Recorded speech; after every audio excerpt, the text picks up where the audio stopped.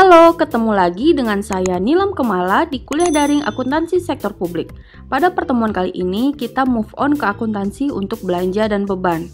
Materi akuntansi belanja dan beban akan kita bahas dalam dua pertemuan. Pertemuan pertama membahas secara teoritis, sedangkan pertemuan kedua akan membahas tentang transaksi terkait belanja dan beban. Subpokok bahasan yang akan kita bahas pada pertemuan ini adalah perbedaan belanja dan beban, jenis-jenis belanja dan beban, pengakuan belanja dan beban, dan yang terakhir pengukuran belanja dan beban. Pertama kita bahas dulu perbedaan belanja dan beban. Bagian ini hanya sebagai reminder karena sudah dijelaskan berkali-kali apa perbedaan belanja dan beban di akuntansi sektor publik. Belanja adalah semua pengeluaran kas yang dilakukan oleh bendaharawan umum pemerintah yang mengurangi saldo anggaran lebih dalam periode tahun anggaran yang bersangkutan yang tidak akan diperoleh pembayarannya kembali oleh pemerintah, dicatat dengan basis kas, dan disajikan di laporan realisasi anggaran. Bendaharawan umum meliputi BUN dan BUD. Semua pengeluaran mengacu pada semua kas yang dikeluarkan tanpa memisahkan apakah pengeluaran tersebut termasuk pengeluaran untuk memperoleh pendapatan atau pengeluaran modal dan pembayaran utang. Sedangkan beban adalah penurunan manfaat ekonomi atau potensi jasa dalam periode pelaporan yang menurunkan ekuitas yang dapat berupa pengeluaran atau konsumsi aset atau timbulnya kewajiban dalam periode tahun anggaran yang bersangkutan yang tidak diperoleh kembali pembayarannya, dicatat dengan basis akrual, dan disajikan di laporan operasional. Beban menggambarkan kewajiban pemerintah yang diakui sebagai pengurang nilai kekayaan bersih. Kedua kita bahas klasifikasi belanja dan beban. Pada dasarnya ada dua jenis utama belanja, yaitu belanja operasi dan belanja modal. Sedangkan beban diklasifikasikan menjadi 4 bagian, yaitu beban operasi, beban transfer, beban operasional, dan beban luar biasa. Belanja operasi terdiri dari belanja pegawai, belanja barang dan jasa, belanja bunga, belanja subsidi, belanja hibah, dan belanja bantuan sosial. Sedangkan belanja modal meliputi belanja modal pengadaan tanah, peralatan dan mesin, gedung dan bangunan, jalan irigasi dan jaringan, serta aset tetap lainnya. Seperti yang tadi kamu dengar tentang bocoran unsur-unsur beban, gak ada yang namanya beban modal. Kenapa? Karena belanja modal dikategorikan sebagai aset, karena itulah gak ada klasifikasi beban modal di LO. Kemudian ada lagi belanja tak terduga. Belanja tak terduga diklasifikasikan sendiri dan tidak dianggap bagian dari belanja operasi dan belanja modal. Seperti yang disebutkan tadi, beban terdiri dari beban operasi, beban transfer, beban non-operasional, dan beban luar biasa. Pertama kita bahas dulu beban operasi. Unsur-unsur di beban operasi jauh lebih banyak daripada di belanja operasi. Kenapa bisa gitu? Karena ada beban operasi yang bersifat non-kas seperti penyusutan dan amortisasi, penyisian piutang, dan beban lain-lain. Kemudian ada beban transfer. Tapi kenapa nggak ada belanja transfer? Soalnya transfer dikategorikan tersendiri dan bukan bagian dari belanja. Isinya ada beban transfer ke daerah dan desa yang udah kita bahas di video mid kedua. Berikutnya ada defisit non-operasional. Akun ini bersifat non-kas, makanya tidak ada di klasifikasi belanja. Contohnya adalah kerugian atau defisit dalam pelepasan aset tetap dan penyelesaian kewajiban jangka panjang. Dan yang terakhir, beban luar biasa. Seperti nama akunnya, beban ini hanya untuk mencatat pengeluaran untuk kejadian yang jarang terjadi seperti bencana alam. Pertama kita bahas dulu klasifikasi belanja dan beban pegawai. Untuk belanja pegawai, kode akunnya adalah 511, sedangkan beban pegawai kode akunnya adalah 911. Di tabel, kamu bisa lihat bahwa klasifikasi belanja sama persis dengan klasifikasi beban. Ada 7 belanja atau beban pegawai, yaitu gaji dan tunjangan, tambahan penghasilan PNS, penerimaan lainnya pimpinan DPRD dan kepala daerah, pemungutan PBB, insentif pemungutan pajak daerah, insentif pemungutan retribusi daerah, dan uang lembur. Kemudian ada klasifikasi belanja dan beban barang dan jasa. Kode akun untuk belanja barang dan jasa adalah 512, sedangkan belanja barang dan jasa adalah 912. Seperti yang kamu lihat, ada 13 belanja dan beban barang dan jasa di tampilan ini dan 14 lagi di tampilan berikutnya. Kategorinya terdiri dari bahan pakai habis seperti pengadaan ATK, dokumen administrasi, perlengkapan listrik, perlengkapan kebersihan, dan BBM.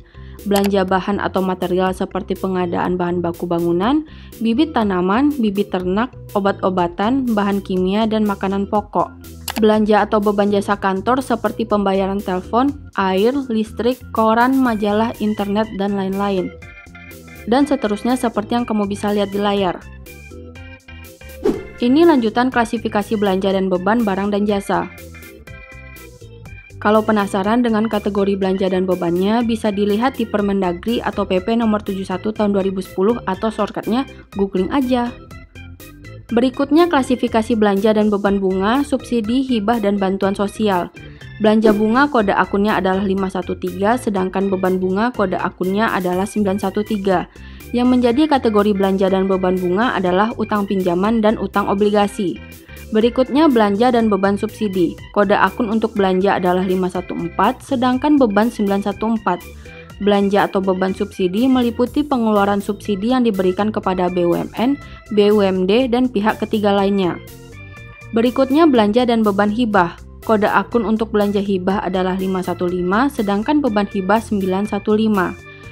Belanja atau beban hibah meliputi pengeluaran hibah yang diberikan kepada pemerintah, provinsi, kabupaten kota, BUMD, kelompok masyarakat, organisasi masyarakat, dan lain-lain. Dan yang terakhir, belanja dan bantuan sosial. Kode akun untuk belanja bansos adalah 516, sedangkan untuk beban bansos adalah 916.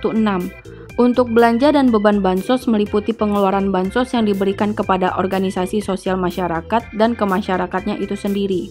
Berikutnya klasifikasi belanja modal. Belanja modal merupakan pengeluaran untuk pengadaan aset tetap. Dalam akuntansi berbasis akrual, pengeluaran untuk memperoleh aset tetap dikategorikan sebagai aset tetap.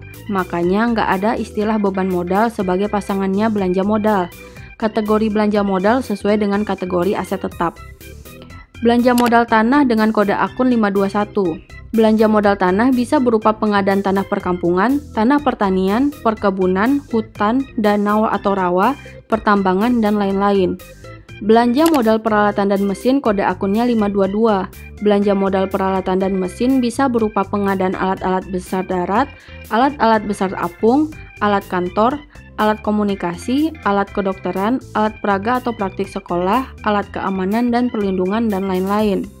Belanja modal gedung dan bangunan kode akunnya 523. Belanja modal gedung dan bangunan terdiri dari pengadaan bangunan gedung tempat kerja, bangunan menara, bangunan bersejarah, tugu peringatan, candi, rambu-rambu, dan lain-lain. Belanja modal jalan irigasi dan jaringan kode akunnya 524. Belanja ini terdiri dari pengadaan jalan, jembatan, bangunan air irigasi, instalasi air minum bersih, instalasi gardu listrik, jaringan telepon, dan lain-lain. Dan yang terakhir, belanja modal aset tetap lainnya kode akunnya 525. Belanja ini terdiri dari pengadaan buku, barang-barang perpustakaan, alat olahraga lainnya, hewan, tanaman, dan lain-lain. Berikutnya klasifikasi beban penyusutan dan amortisasi, penyisian piutang, dan lain-lain. Beban penyusutan dan amortisasi kode akunnya 917. Beban penyusutan merupakan alokasi perolehan aset tetap secara sistematis sepanjang umur ekonomis aset tetap tersebut. Klasifikasi beban penyusutan aset tetap sesuai dengan klasifikasi aset tetap yang dituntut sesuai peralatan dan mesin, gedung dan bangunan, serta jalan irigasi dan jaringan. Kemudian ada beban amortisasi yang merupakan alokasi harga perolehan aset tidak berwujud secara sistematis selama masa manfaat aset tersebut. Amortisasi dilakukan terhadap goodwill, lisensi dan franchise, hak cipta, dan paten. Berikutnya beban penyisian piutang kode akunnya 918. Penyisian piutang merupakan piutang yang diragukan kolektibilitasnya atau penagihannya, seperti piutang pajak, retribusi, hasil pengelolaan kekayaan daerah yang dipisahkan, lain-lain PAD yang sah, transfer pemerintah pusat, transfer pemerintah daerah, bantuan keuangan, dan lain-lain. Penyisian piutang lainnya meliputi penyisihan terhadap tagihan jangka panjang, penjualan angsuran, dan penyisian uang muka. Berikutnya beban lain-lain dengan kode akun 919. Beban lain-lain meliputi beban penurunan nilai investasi, beban penyisian dana bergulir, dan beban lainnya. Berikutnya klasifikasi beban transfer. Ada 6 kategori beban transfer, dan tidak semua beban transfer memiliki rincian lebih lanjut.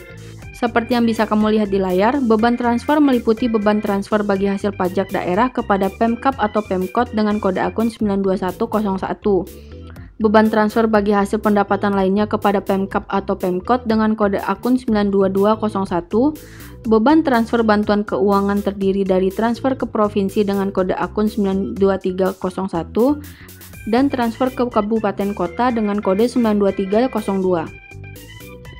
Berikutnya beban transfer bantuan keuangan ke desa dengan kode akun 92401, beban transfer bantuan kepada parpol dengan kode akun 92501, dan beban transfer otonomi khusus kabupaten atau kota dengan kode akun 92601. Berikutnya klasifikasi defisit non-operasional dan beban pos luar biasa. Akun-akun ini tidak melibatkan kas, oleh karena itu tidak akan kamu temukan di kategori belanja. Penjelasan tentang akun defisit non-operasional dan beban luar biasa udah kita bahas di awal pembahasan tadi. Kita masuk ke subpokok bahasan ketiga, yaitu pengakuan belanja dan beban. Pengakuan merupakan penentuan terpenuhinya kriteria pencatatan suatu transaksi. Pertama kita bahas belanja dulu. Seperti yang udah disebutkan berkali-kali, belanja dicatat pada basis kas. Untuk pengakuan belanja ada 3 cara. Yang pertama, untuk pengeluaran kas dari rekening umum, belanja diakui saat terjadi pengeluaran kas baik untuk transaksi SKPD maupun PPKD dengan pengesahan definitif oleh BUD. Kedua, pengeluaran kas dari bendaharawan pengeluaran. Belanja diakui pada saat terjadi pertanggungjawaban atas pengeluaran yang sudah diverifikasi oleh PPK SKPD dan disahkan oleh pengguna anggaran. Ketiga, untuk pengeluaran pada BLU, belanja diakui dengan mengacu pada peraturan perundang-undangan yang mengatur tentang BLU.